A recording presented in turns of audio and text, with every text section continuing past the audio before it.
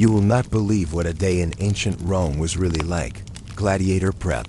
You will not believe what it was really like to wake up as a gladiator in ancient Rome. Imagine opening your eyes knowing that your next meal depends on surviving a fight to the death. What if I told you that was the daily reality for thousands in ancient Rome? This isn't just about the arena. It's about the brutal, untold truth of a gladiator's life, from their rigorous training to the chilling reality of their existence. Picture this. The first rays of sunlight pierce through the barred windows of your cell in the ludus, the gladiator school that serves as your prison, training camp, and twisted version of home. The sound that wakes you isn't an alarm clock or gentle birdsong. It's the clang of metal on metal, the grunts of men already training, and the ever-present knowledge that today might be your last day alive.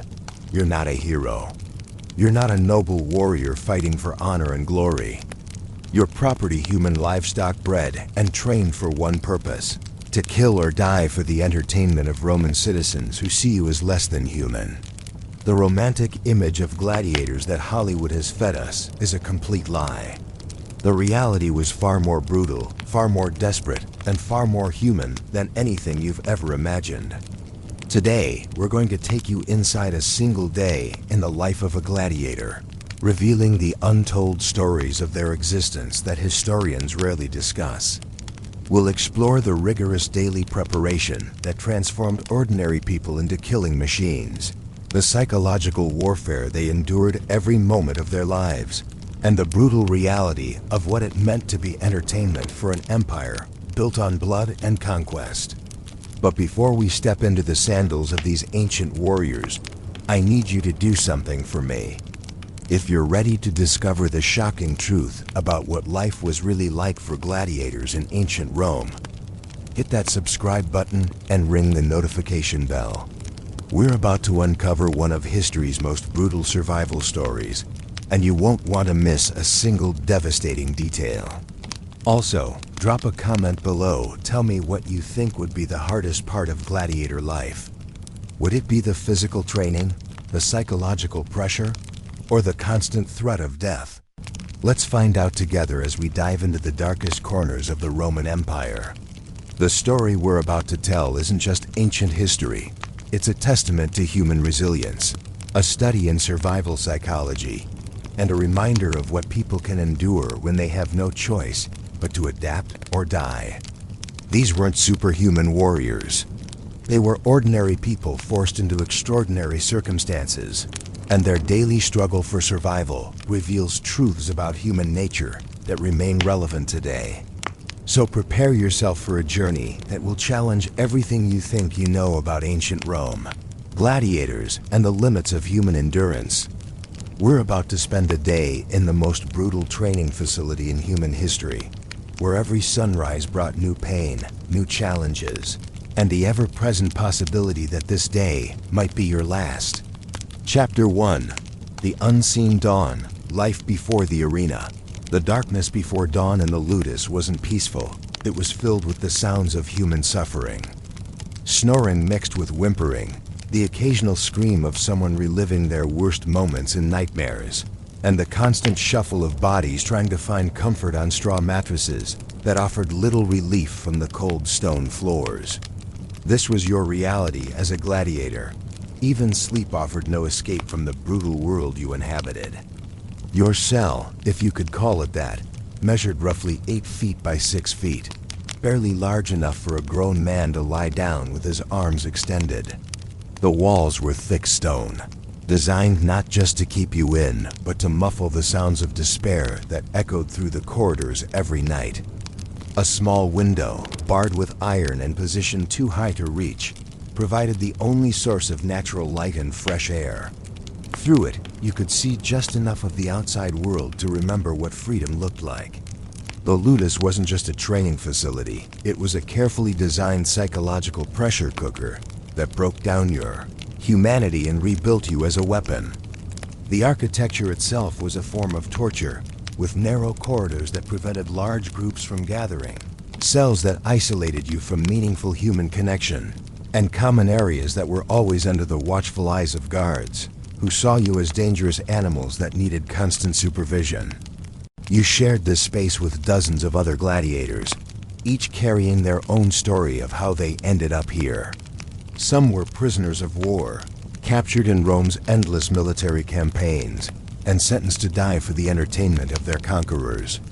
Others were criminals who had chosen the arena over immediate execution, gambling their lives on the slim chance that they might survive long enough to win their freedom. A few were volunteers, desperate men drowning in debt, who saw gladiatorial combat as their only chance to earn enough money to buy their way out of poverty. But regardless of how you arrived, you were all united by one terrible reality. You were no longer considered human beings. Roman law classified gladiators as infamous people without honor, rights, or legal protection. You could be bought, sold, beaten, or killed at your owner's whim. Your life had value only as long as you could generate profit through your suffering and death. The hierarchy within the ludus was brutal and unforgiving. New arrivals called novitiates were at the bottom, subjected to the worst treatment and given the most dangerous assignments. They slept in the coldest, dampest cells and received the smallest food portions. Many didn't survive their first month, dying either from the brutal training or from infections caused by poor living conditions and inadequate medical care.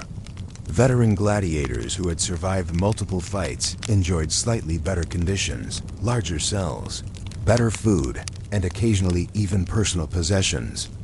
But this improved status came at a terrible price: the psychological burden of having killed other human beings for entertainment, the constant knowledge that their next fight could be their last, and the gradual erosion of their humanity as they adapted to a world where violence was the only currency that mattered.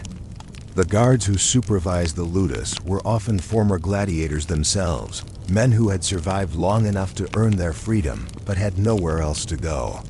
They understood the system intimately and used that knowledge to maintain order through a combination of fear, manipulation, and occasional mercy.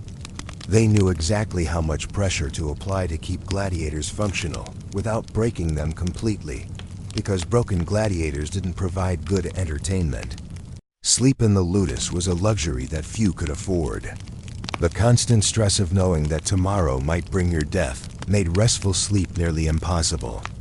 Many gladiators developed chronic insomnia, lying awake for hours listening to the sounds of their fellow prisoners and contemplating their fate. Others slept fitfully, plagued by nightmares that replayed their worst moments in the arena or their memories of the lives they had lost. The psychological impact of this environment was devastating. Many gladiators developed what we would now recognize as severe PTSD, depression, and anxiety disorders. Some became catatonic, unable to function even for basic survival. Others became hyper-aggressive, lashing out at guards and fellow gladiators in desperate attempts to assert some control over their powerless situation. The suicide rate was appallingly high, with many gladiators choosing death by their own hand rather than continuing to endure the daily torture of their existence. But perhaps the most insidious aspect of ludus life was how it gradually stripped away your sense of self. You were given a new name, usually something that reflected your fighting style or origin, and forbidden from using your birth name. Your personal history was erased, replaced with a new identity as a gladiator. You were forced to adopt the customs, rituals, and mindset of the ludus, gradually losing touch with who you had been before you entered this nightmare. The isolation from the outside world was complete and deliberate. Gladiators were forbidden from communicating with family members or friends from their previous lives. They couldn't own property, make legal contracts, or participate in normal Roman society. They existed in a parallel world where different rules applied, where violence was normalized, and where human life had value only as entertainment. Yet somehow, in this environment designed to break the human spirit, bonds of brotherhood formed among the gladiators. They developed their own code of honor, their own rituals and traditions, and their own ways of maintaining dignity in the face of dehumanizing treatment. They looked out for each other, shared resources when possible, and provided emotional support for those struggling with the psychological burden of their situation. These relationships were complicated by the knowledge that any of these men might be your opponent in the arena. The person who helped you through a difficult training session today might be trying to kill you tomorrow. This created a unique form of psychological torture where trust and betrayal were constantly intertwined, where friendship and enmity could shift in an instant based on the whims of the game's organizers. The dawn that broke over the Ludus each morning wasn't just the beginning of a new day. It was a reminder that you had survived another night in hell and that you would have to find the strength to endure whatever horrors the day would bring. Some gladiators greeted each dawn with determination, using their anger and desperation as fuel for the brutal training ahead. Others faced each new day with resignation, going through the motions of survival while their spirits slowly died. But regardless of how you felt about facing another day, you had no choice but to get up, prepare yourself for training, and continue the desperate struggle to stay alive in a world that wanted nothing more than to watch you die. The dawn brought no hope, no promise of better things to come, only the certainty that you would have to prove your worth as entertainment once again, and that failure meant death. This was the reality that thousands of gladiators faced every morning in ancient Rome, waking up in a world designed to destroy them, finding the strength to continue fighting for survival, and maintaining some shred of humanity in an environment that treated them as less than animals. Their story is one of the darkest chapters in human history, but it's also a testament to the incredible resilience of the human spirit and the lengths people will go to survive when they have no other choice. Chapter 2. Waking in the Ludus, more than just a prison. The sound that jolted you awake wasn't gentle. It was the harsh clang of iron bars being struck with wooden clubs, followed by the shouted commands of guards who had no patience for sleepy gladiators. Up, move. Training begins now. The words echoed through the stone corridors of the Ludus, bouncing off walls that had absorbed the fear, pain, and desperation of thousands of men who had called this place home. But calling the Ludus a home was both accurate and deeply ironic. For most gladiators, this was the only stable living situation they had known since their capture, conviction, or voluntary enrollment. It provided food, shelter, medical care, and a twisted form of community, but it was also a prison designed to prepare you for death. The Ludus was simultaneously your sanctuary and your tomb, the place where you might live for years or die within weeks. The architecture of the Ludus revealed its true purpose in every detail. The Ludus Magnus in Rome, the most famous of these facilities, was a massive complex that could house over 3,000 gladiators. It was connected to the Colosseum by an underground tunnel, allowing gladiators to be transported directly to the arena without ever seeing daylight or having contact with the outside world. This wasn't just convenient, it was a deliberate psychological tactic designed to maintain the gladiators' isolation and prevent any possibility of escape or rescue. Your cell was part of a carefully designed system of control and surveillance. The doors were thick wood reinforced with iron bands, secured with heavy locks that could only be opened from the outside. The walls were thick enough to prevent communication between cells, ensuring that any planning or coordination had to take place in the common areas where guards could monitor every conversation. The floors were stone, cold, and uncomfortable, designed to remind you constantly of your status as a prisoner. But the Ludus was more than just a prison. It was a sophisticated training facility that represented a massive financial investment. The gladiators housed here were valuable property, worth thousands of denarii each when properly trained. This economic reality meant that while your living conditions were harsh, they were also designed to keep you healthy and functional. A sick or injured gladiator couldn't fight, and a gladiator who couldn't fight was worthless. The medical facilities in the Ludus were actually superior to what most Roman citizens could access. The gladiator schools employed skilled physicians who understood anatomy, wound treatment, and physical conditioning better than most doctors in the empire. These medics weren't motivated by compassion. They were protecting valuable investments, but their expertise meant that gladiators received better health care than the vast majority of the population. The training areas were the heart of the ludus, and they revealed the sophisticated understanding that Romans had developed about combat preparation. There were specialized areas for different types of training, weapon practice courts with wooden posts for individual skill development, sparring areas with sand floors to cushion falls, and larger spaces for group training and mock battles. Each area was designed for specific aspects of gladiatorial preparation, from basic conditioning to advanced tactical training.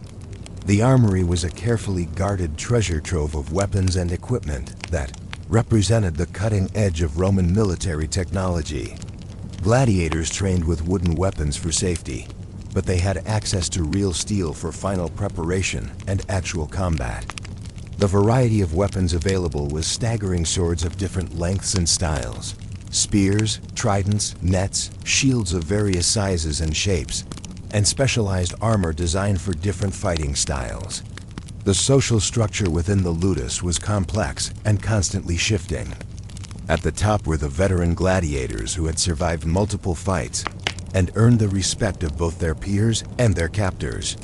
These men often served as informal leaders, teaching newer gladiators the skills they needed to survive and mediating disputes that could disrupt training. They enjoyed privileges like better food, larger cells, and occasionally even conjugal visits with women from outside the ludus. Below the veterans were the experienced fighters who had proven themselves in the arena, but hadn't yet achieved legendary status. These gladiators formed the backbone of the ludus, providing stability and continuity while serving as role models for newer arrivals. They understood the system well enough to work within it while maintaining hope that they might eventually earn their freedom. The newest arrivals occupied the bottom of the hierarchy, subjected to hazing, given the worst assignments, and forced to prove themselves through both training, performance, and their ability to survive the brutal social dynamics of the ludus. Many of these men didn't survive their first few months, dying either from training injuries, disease, or suicide brought on by the psychological pressure of their situation. But perhaps the most tragic figures in the ludus were the children.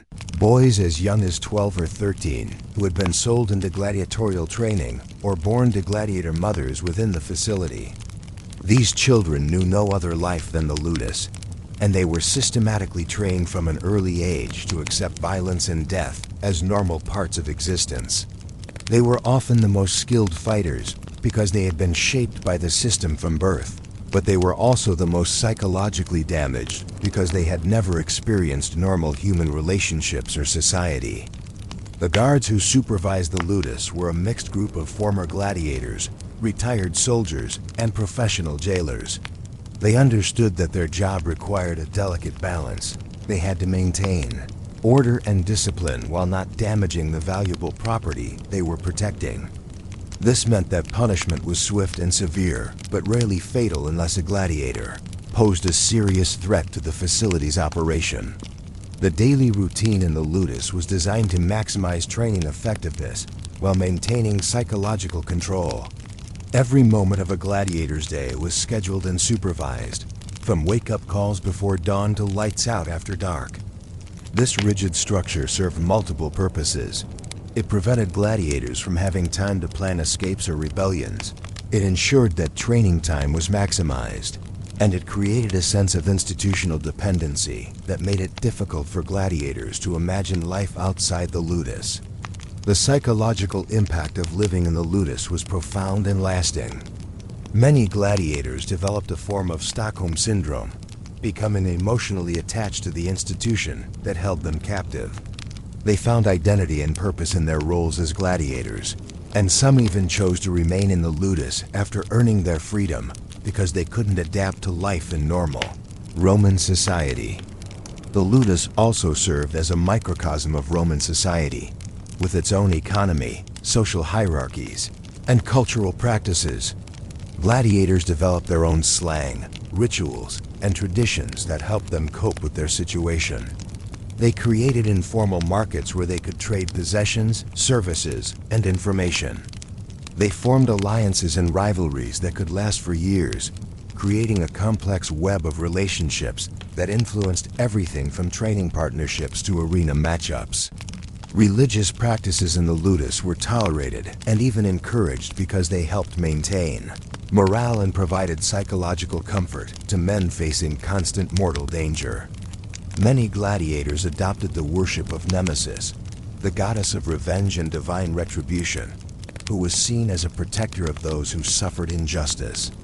Others maintained their original religious beliefs, finding comfort in prayers to gods who might offer protection or at least ensure a good death. The ludus was also a place where different cultures mixed and merged in ways that were rare in the broader Roman Empire. Gladiators came from all corners of the known world: Germanic tribes, Celtic warriors, African kingdoms, Middle Eastern cities, and Greek colonies. This cultural diversity created a unique environment where fighting techniques, languages, and traditions blended together, creating new forms of combat and new ways of understanding the world. Understanding the ludus as more than just a prison is crucial to understanding the gladiator experience because it reveals how the Roman system was designed to create not just fighters, but a completely separate class of human beings. The ludus wasn't just where gladiators lived, it was where they were, transformed from ordinary people into something else entirely. Something that could kill and die for entertainment without losing the crowd's sympathy or interest. This transformation was the true genius of the Roman gladiatorial system. By creating institutions that could systematically dehumanize people while keeping them physically healthy and mentally functional, the Romans had solved the problem of how to create a steady supply of willing participants in their deadly entertainment. The ludus was the machine that made this possible, and understanding how it worked reveals the sophisticated brutality that lay at the heart of Roman civilization. Chapter 3. Diet of Champions or Survivors, Fueling the Machine of Death. The first meal of the day in the ludus wasn't just breakfast. It was fuel for a machine designed to kill or be killed. What you ate as a gladiator could literally determine whether you lived to see another sunset, and the Romans understood this with a sophistication that would impress modern sports nutritionists. But this wasn't about health or wellness, it was about maintaining valuable property and ensuring that the entertainment value of gladiatorial combat remained high. The sound of wooden bowls clattering against stone tables echoed through the dining hall as hundreds of gladiators gathered for their morning meal. The hall itself was a stark, functional space with long wooden tables and benches that could accommodate the entire population of the ludus at once. Guards positioned themselves strategically around the room, not just to maintain order, but to ensure that no gladiator received more or less food than their status entitled them to. The gladiator diet was a carefully calculated system that balanced nutrition, cost, and social control. At its foundation was a grain-based porridge that provided the carbohydrates needed for intense physical training. This wasn't the refined wheat that wealthy Romans enjoyed. It was a mixture of barley, oats, and sometimes beans that created a dense, filling meal that could sustain heavy labor for hours. The gladiators called it gladiator gruel, and while it wasn't appetizing, it was nutritionally complete and provided sustained energy release. But the diet went far beyond basic sustenance. Gladiators received protein rations that were unimaginable luxuries for most Romans. Fresh meat was served several times per week: beef, pork, and occasionally lamb or goat. This wasn't just generosity, it was necessity. The intense training regimen required for gladiatorial combat demanded high protein intake to build and maintain the muscle mass needed for survival in the arena. Fish was another crucial component of the gladiator diet, providing not just protein, but also the oils and fats needed for joint health and injury recovery. The ludus received regular shipments of fresh fish from the Mediterranean, and gladiators learned to appreciate varieties that most Romans never tasted. The omega-3 fatty acids in fish helped reduce inflammation from training injuries and supported the rapid healing that was essential for gladiators who might fight multiple times per month. Dairy products were provided in quantities that would have been impossible for ordinary citizens to afford. Fresh milk, cheese, and occasionally butter provided calcium for bone strength and additional protein for muscle development. The gladiators understood intuitively what modern science has proven, that calcium intake is crucial for athletes who subject their bones to repeated stress and impact. Vegetables and fruits were carefully selected for their nutritional value and their ability to support recovery from intense physical training. Leafy greens provided iron to prevent anemia, which could be fatal for fighters who might lose significant amounts of blood during combat. Root vegetables like turnips and carrots provided complex carbohydrates and essential vitamins. Fruits, when available, provided vitamin C to support immune function and wound healing. The most prized dietary component was olive oil, which was used both as a food additive and as a topical treatment for skin and muscle care. High-quality olive oil was expensive, but gladiator schools spared no expense because they understood its importance for maintaining fighters in peak condition. The oil provided healthy fats that supported hormone production, joint lubrication, and cellular repair processes that were crucial for recovery from training and combat. But the gladiator diet wasn't just about nutrition, it was also about psychology and social control. Food quality and quantity were directly tied to a gladiator's status within the ludus hierarchy. New arrivals received basic rations that kept them alive and functional, but provided no luxuries. Veteran gladiators who had proven themselves in the arena received larger portions, better cuts of meat, and occasionally even wine or honey as rewards for their success. The most successful gladiators, those who had achieved celebrity status and generated significant profits for their owners, received diets that rivaled those of wealthy Roman citizens. They might enjoy fresh bread instead of gruel, choice cuts of meat prepared by skilled cooks, imported delicacies like garum fermented fish sauce, and even occasional banquets to celebrate major victories. This differential treatment served multiple purposes. It motivated other gladiators to strive for success. It maintained the health of valuable assets, and it created a hierarchy that prevented unified resistance to the system. Meal timing was as important as meal content. Gladiators ate their largest meal in the early morning, providing fuel for the intense training sessions that would consume most of their day. A smaller meal was provided at midday, usually consisting of bread, cheese, and water to maintain energy levels without causing digestive discomfort during afternoon training.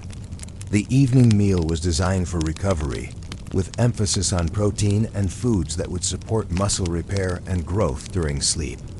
Water consumption was carefully monitored and controlled.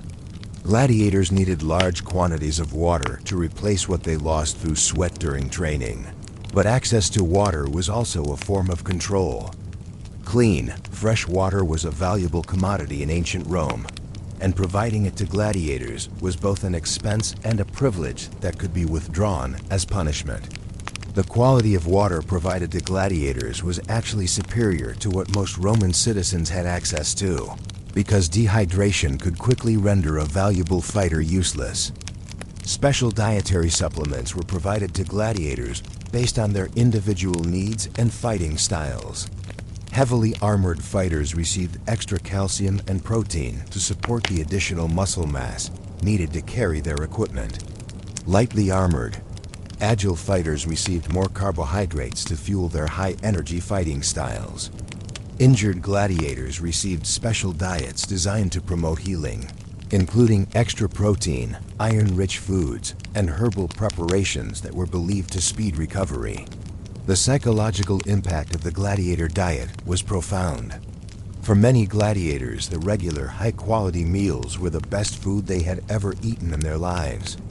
Slaves, prisoners of war, and poor volunteers often came from backgrounds of chronic malnutrition and food insecurity.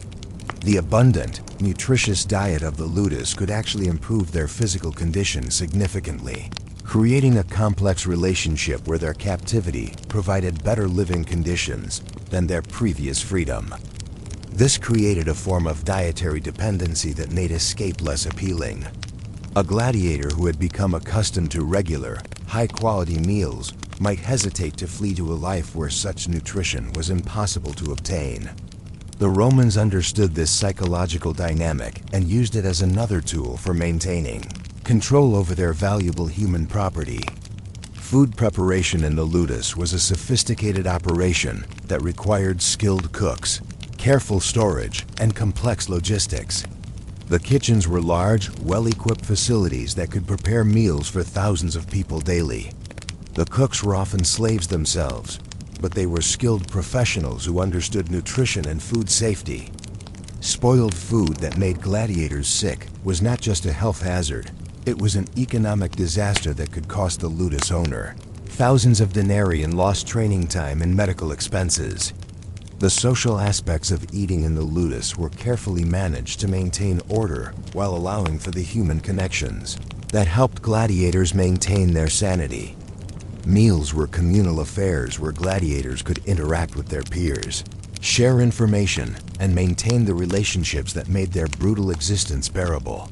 But these interactions were always under surveillance, and conversations that seemed to involve escape planning or rebellion were quickly suppressed. Religious and cultural dietary restrictions were generally ignored in the ludus.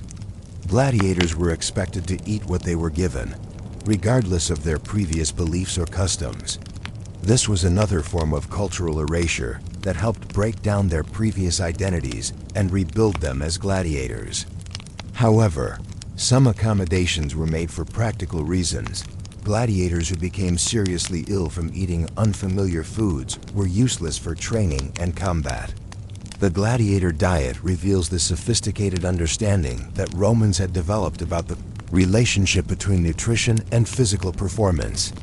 They understood that proper nutrition was essential for building and maintaining the kind of physical condition required for gladiatorial combat, and they were willing to invest significant resources in feeding their gladiators, well, because the economic returns justified the expense. But the diet also reveals the dehumanizing nature of the gladiatorial system. Gladiators were fed well, not because they were valued as human beings, but because they were valuable property that needed to be maintained in good condition. The same care that a wealthy Roman might give to a prized racehorse was applied to gladiators, not out of compassion but out of economic necessity. Understanding the gladiator diet provides insight into both the sophistication of Roman logistics and the brutal efficiency of their entertainment industry. They had created a system that could maintain thousands of fighters in peak physical condition while keeping them psychologically dependent and socially controlled.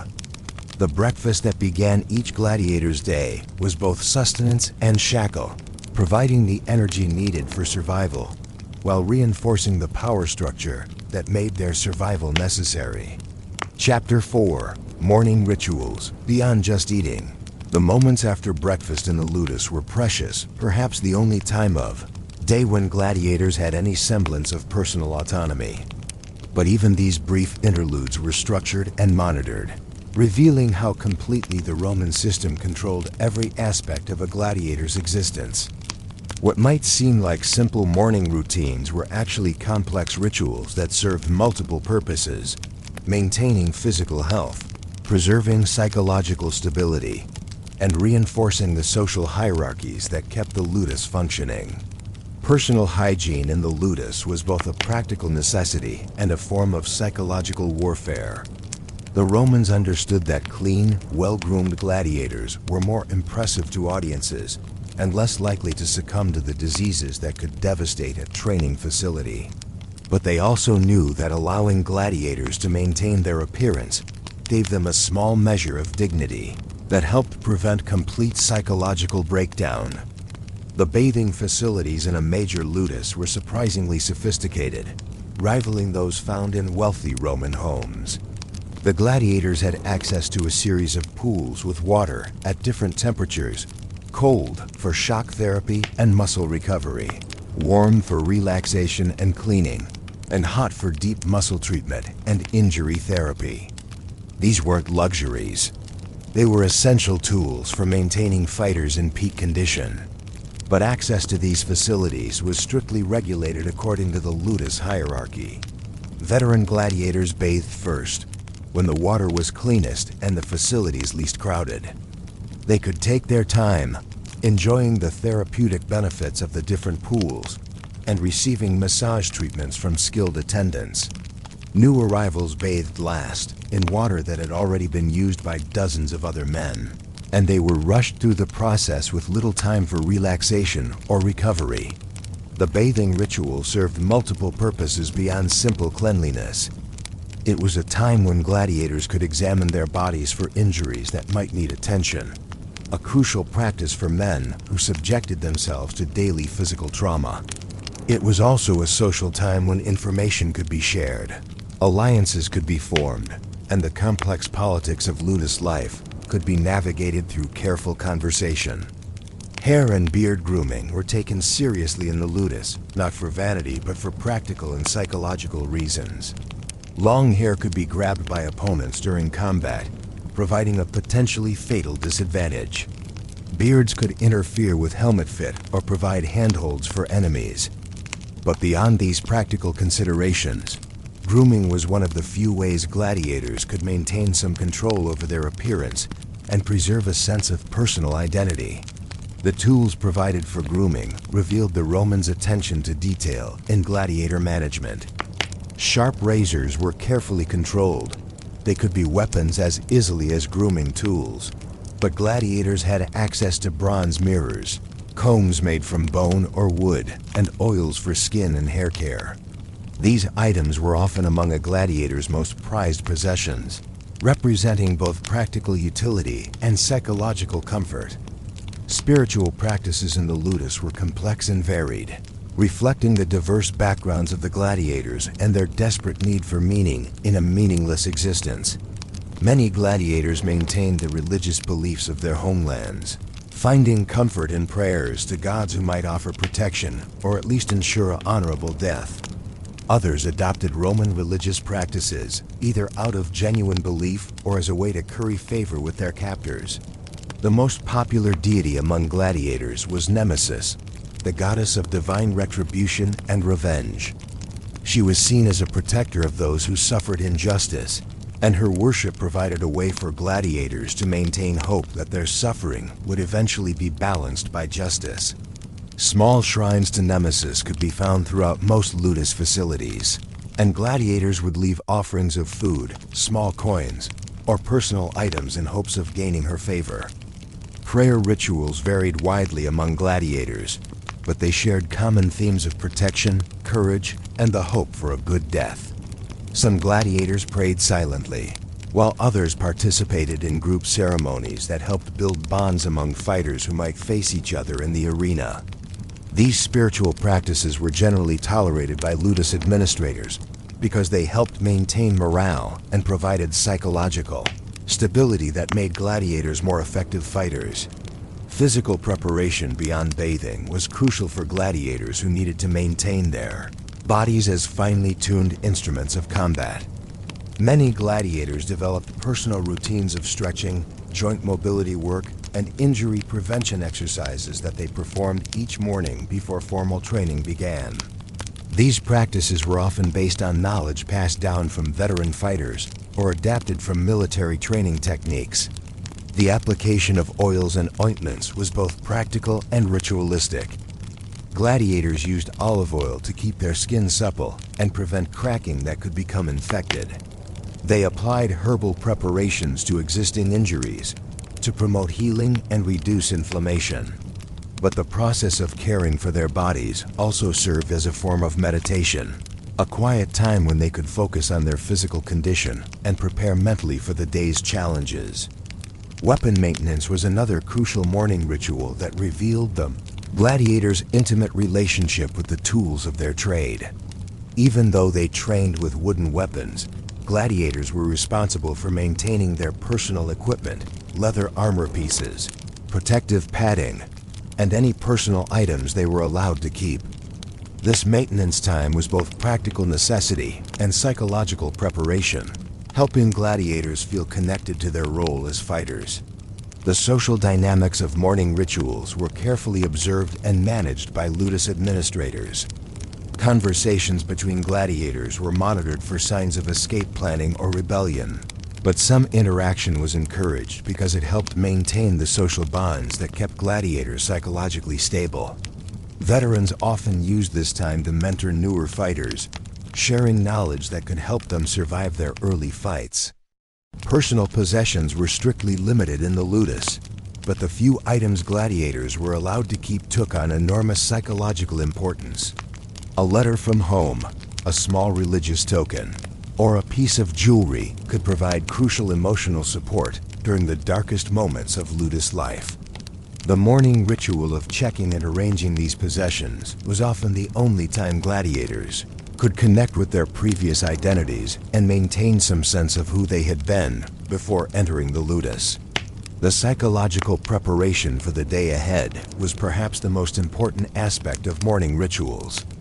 Gladiators developed personal techniques for managing the fear and anxiety that came with knowing that each day's training could result in serious injury or death. Some used breathing exercises to calm their nerves, while others employed visualization techniques to mentally rehearse the day's challenges. Mental preparation also involved reviewing lessons learned from previous training sessions or fights. Gladiators who survived long enough to become veterans developed sophisticated understanding of combat psychology, and they used their morning time to analyze their performance, identify areas for improvement, and plan strategies for upcoming challenges. The transition from personal time to formal training was marked by specific signals, usually horn calls or drum beats, that could be heard throughout the ludus. This transition was psychologically significant because it marked the end of the gladiator's brief period of relative autonomy and the beginning of a day structured entirely around preparation for combat. Understanding these morning rituals reveals the complexity of gladiator life beyond the simple narrative of training and fighting. These men were trying to maintain their humanity in an environment designed to strip it away, and their morning routines were crucial for preserving the psychological stability that made survival possible. The rituals served as anchors to their previous lives, connections to their spiritual beliefs, and preparation for the brutal realities they would face each day. The Romans' tolerance and even encouragement of these rituals reveals their sophisticated understanding of human psychology. They recognized that gladiators who maintained some sense of personal identity and spiritual connection were more effective fighters than those who had been completely broken by the system. The morning rituals were another tool in the complex machinery of gladiator management, designed to keep valuable human property functional while maintaining the control necessary for the system to operate. These seemingly simple morning activities were actually complex negotiations between human dignity and institutional control, between the gladiators' need to maintain their sense of self and the ludus' need to prepare them for death. Understanding these rituals provides insight into both the resilience of the human spirit and the sophisticated brutality of the Roman entertainment industry. Chapter 5. The training begins, forging weapons from human flesh. The horn that signaled the beginning of formal training cut through the morning air like a blade, instantly transforming the ludus from a place of relative calm into a battlefield where men prepared to kill or die for entertainment. This wasn't just exercise or practice.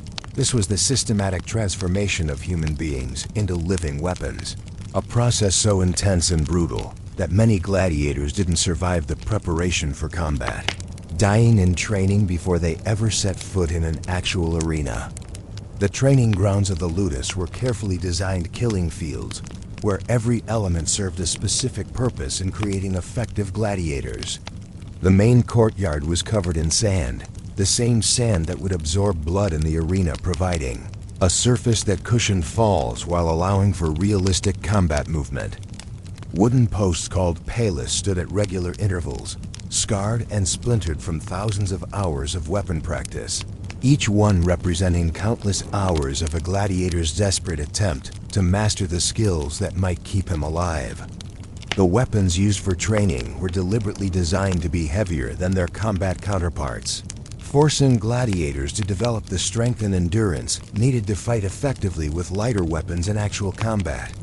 The wooden gladius used for training weighed nearly twice as much as a real sword, ensuring that when a gladiator finally held steel in his hands, it would feel light and responsive.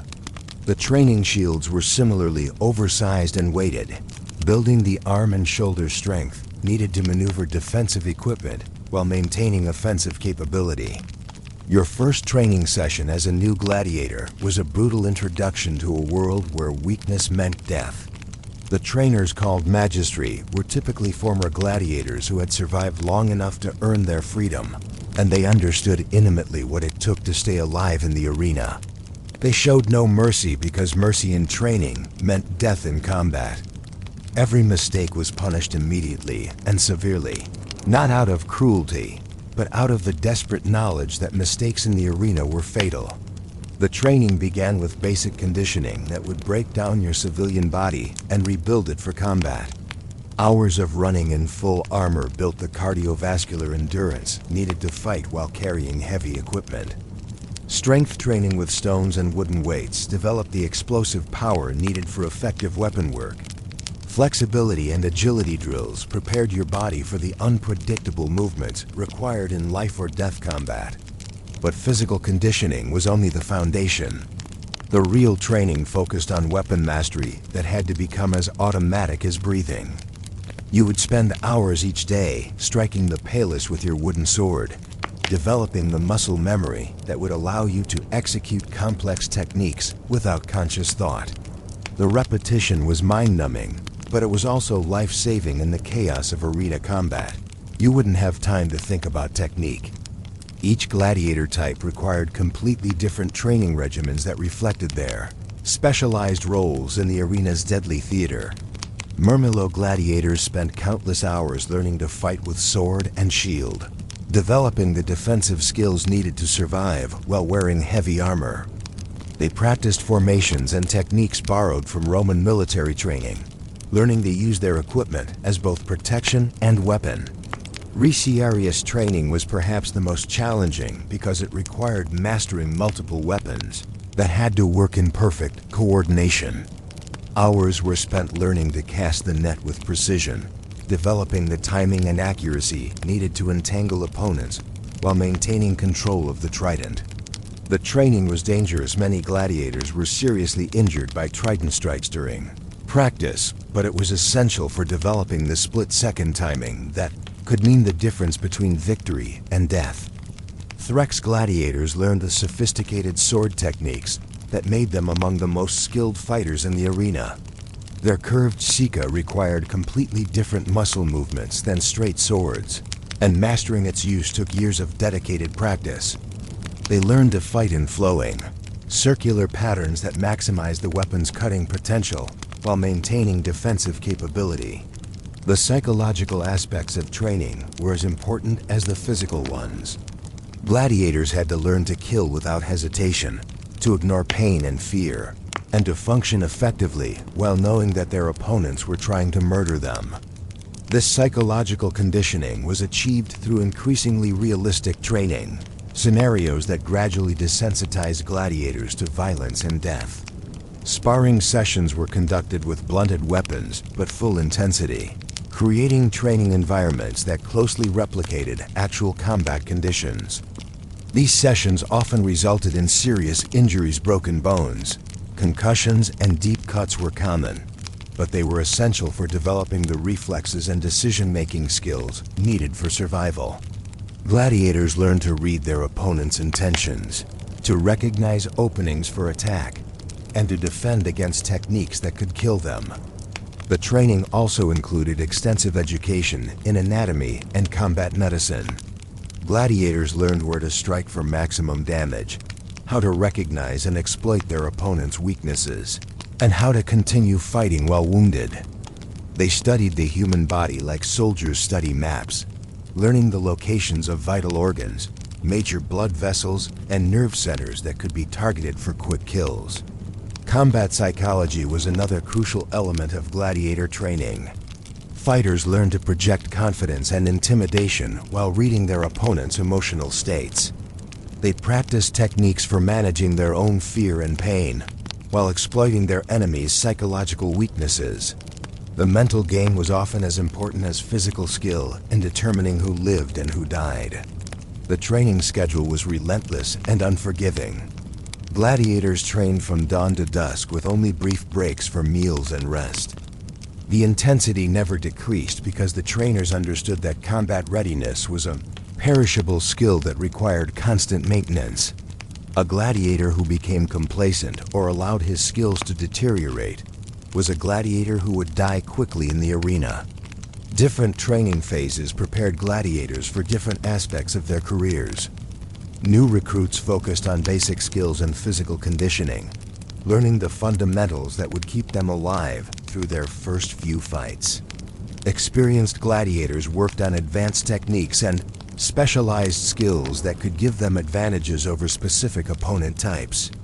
Veterans often served as training partners for newer fighters, passing on the knowledge that had kept them alive while honing their own skills. The training also included preparation for the theatrical aspects of gladiatorial combat. Gladiators learned how to make their fights visually spectacular, how to play to the crowd's emotions, and how to create the kind of memorable moments that could save their lives even in defeat. They practiced dramatic gestures, learned to time their attacks for maximum visual impact, and developed the showmanship skills that were essential for survival in an entertainment-focused system. Equipment maintenance and care were integrated into the training regimen because gladiators had to understand their gear intimately. They learned to recognize signs of wear or damage that could lead to equipment failure during combat, and they developed the skills needed to maintain and repair their weapons and armor. A gladiator whose equipment failed during a fight was almost certainly doomed. The social dynamics of training were complex and constantly shifting. Gladiators had to balance cooperation with competition, helping their training partners improve while knowing that those same partners might be their opponents in the arena. This created unique relationships based on mutual respect and shared danger, where friendship and rivalry coexisted in ways that would be impossible in normal society.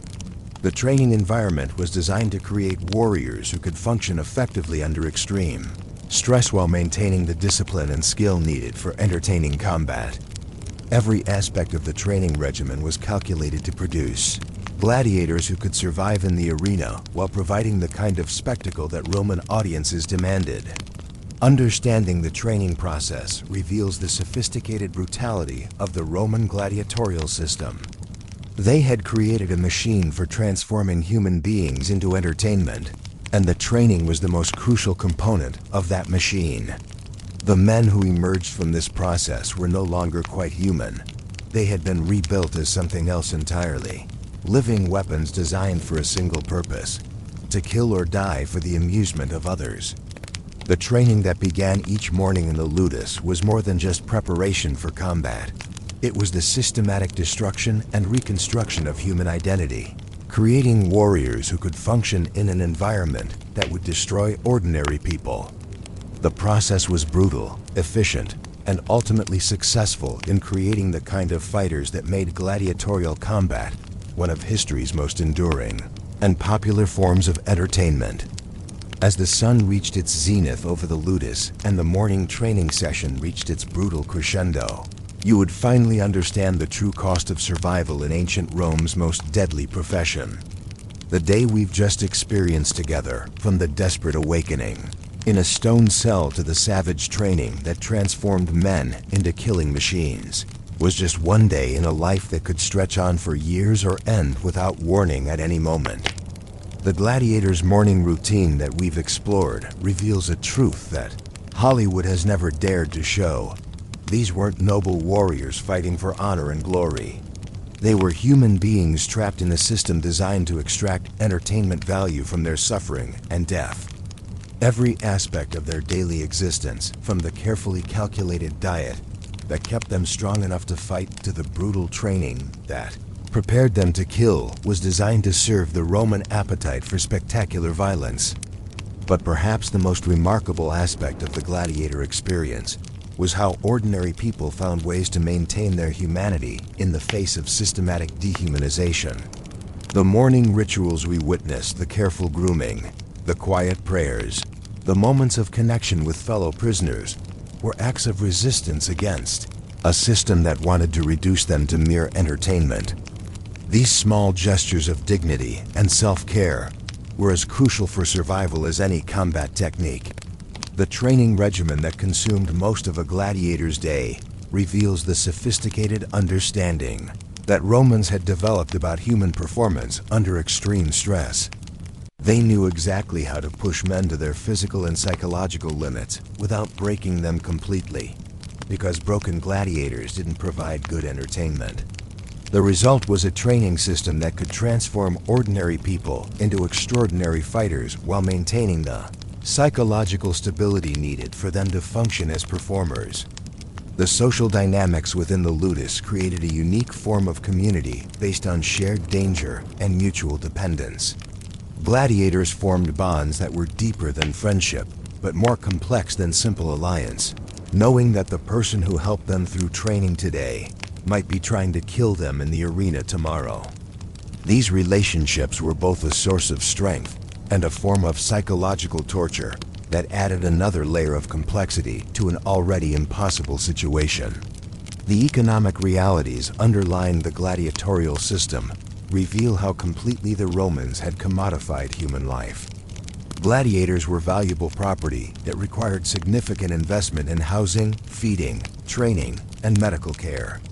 This economic framework meant that while gladiators were treated as less than human, they also received better nutrition, health care, and living conditions than most Roman citizens.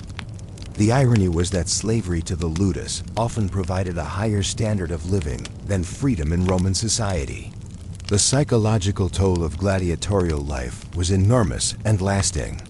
Even gladiators who survived long enough to earn their freedom often found it impossible to readjust to normal society. They had been trained to kill, conditioned to violence, and shaped by an environment where death was a constant companion. Many chose to remain in the ludus even after earning their freedom because they couldn't function in a world where different rules applied. The mourning we've experienced together also reveals the incredible resilience of the human spirit. Despite being subjected to conditions designed to break them, gladiators found ways to maintain hope, dignity, and connection with their fellow human beings. They created meaning from meaningless circumstances, found purpose in purposeless suffering, and maintained their essential humanity even when everything around them was designed to strip it away. The training techniques developed in the ludus were so effective that they influenced military training throughout the Roman Empire and beyond. The systematic approach to physical conditioning, weapon mastery, and psychological preparation that we've witnessed became the foundation for professional warrior training that continued for centuries after the fall of Rome. The gladiator's legacy lives on in every military training program that emphasizes the importance of mental toughness alongside physical skill. But perhaps the most important lesson from our day in the ludus is how quickly human beings can adapt to circumstances that seem impossible to endure. The gladiators we followed weren't superhuman, they were ordinary. People who found extraordinary reserves of strength when faced with no alternative but adaptation or death. Their story reminds us that human potential is far greater than we usually imagine, but it also shows us the terrible price that extreme circumstances can demand. The gladiatorial system reveals both the best and worst of human nature. It shows us the incredible cruelty that people can inflict on each other when they view their victims as less than human. But it also demonstrates the remarkable capacity for survival, adaptation, and even compassion that emerges when people face impossible circumstances together. As we conclude our journey through a single morning in the life of a gladiator, Remember that this was just the beginning of a day that would continue with hours more of brutal training, followed by an evening of exhausted recovery, and then another night of fitful sleep before the cycle began again. For some gladiators, this routine continued for years. For others, it ended abruptly when they were selected for games and faced their first and often last appearance in the arena. The story we've told today challenges us to think about our own lives and the circumstances we consider difficult or unbearable. The gladiators who survived in the ludus prove that human beings can endure almost anything when they have no choice. But their story also reminds us that survival often comes at a cost that may not be worth paying. So I want to hear from you in the comments below. After experiencing a day in the life of a gladiator, what do you think would be the most challenging aspect of their existence?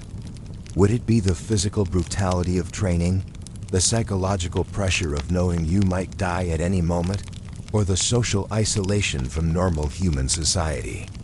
And what lessons from gladiator survival techniques do you think might be applicable to challenges in our modern world? If this deep dive into the brutal reality of gladiatorial life has fascinated you as much as it has me, make sure to subscribe and hit that notification bell. We have more incredible survival stories and historical mysteries coming up that will challenge your assumptions about what humans can endure and achieve. From Viking survival in the frozen North Atlantic to medieval siege warfare, we're exploring the most extreme survival scenarios in human history. Remember to like this video if it opened your eyes to the reality behind the gladiator myth, and share it with anyone who thinks they understand what life was really like in ancient Rome. The story of the gladiators is ultimately a story about us, about what we're capable of enduring, what we're willing to sacrifice for survival, and what it means to maintain our humanity when everything around us is designed to destroy it. The ludus may be gone, but the lessons learned in its blood-soaked training grounds remain relevant for anyone facing extreme challenges. The gladiators proved that with proper preparation, mental toughness, and the support of others facing similar challenges, human beings can survive and even thrive in the most hostile environments imaginable. Their legacy reminds us that no matter how impossible our circumstances seem, there's always a way forward for those who refuse to give up. Until next time, remember, in the arena of life, preparation meets opportunity, and those who are ready when their moment comes are the ones who write their own stories of survival and triumph.